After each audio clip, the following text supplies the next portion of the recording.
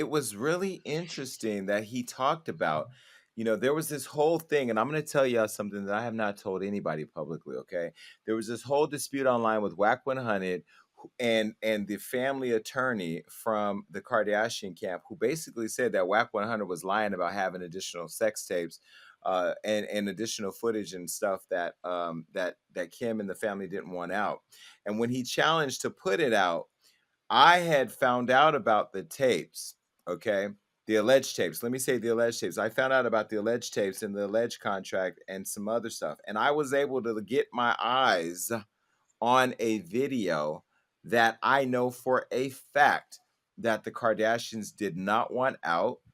And I told one person about it, and it got back to Kris Jenner, and she found out. And I was in New York at the Savage Fenty party with Rihanna, and she called me and wanted to talk to my attorney.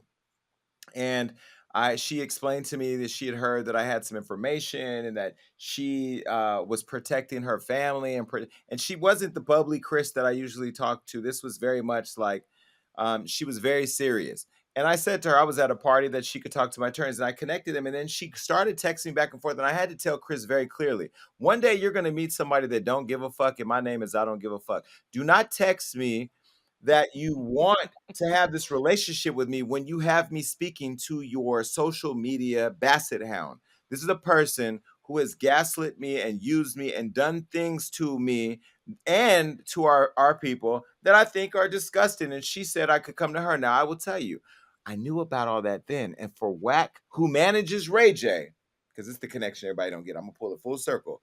For Wack, who manages Ray J, to then give it to Ray J, to then give to Kanye.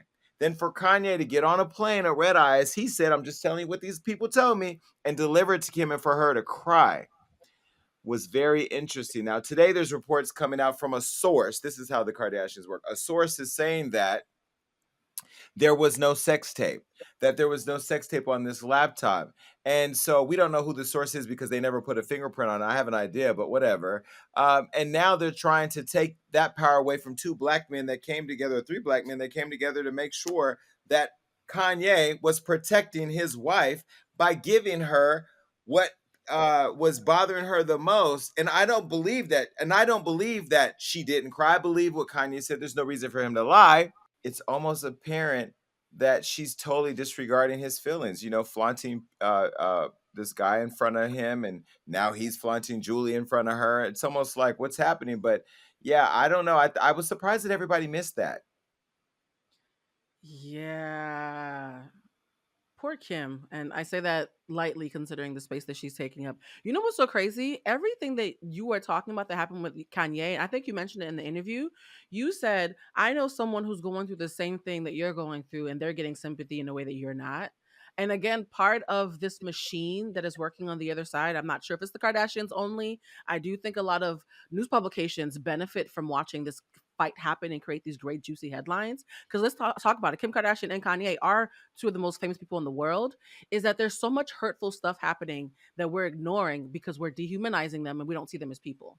If somebody just said, hey, this happened to the mother of my child, and it's not Kim Kardashian, you'd feel bad for her. If someone said, hey, I can't go to my daughter's birthday party, you would feel bad for them. But because it's these two huge names, we forget that they're people. So I do, in some way, and I can't believe I'm saying this, feel really, really bad for like the hurtful things that are happening to each of them because they're being weaponized as commodities and cash cows. It sucks to be that rich and famous sometimes.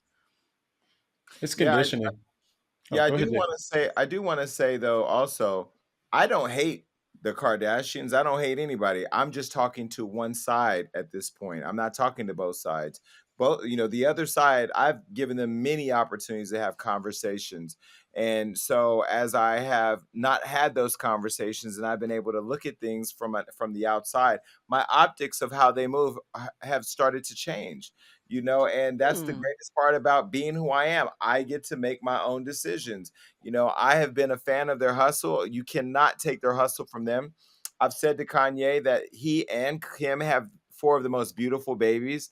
And I love that Chris has been able to take an unfortunate situation with Kim and Ray J and turn it into this colossal sized business.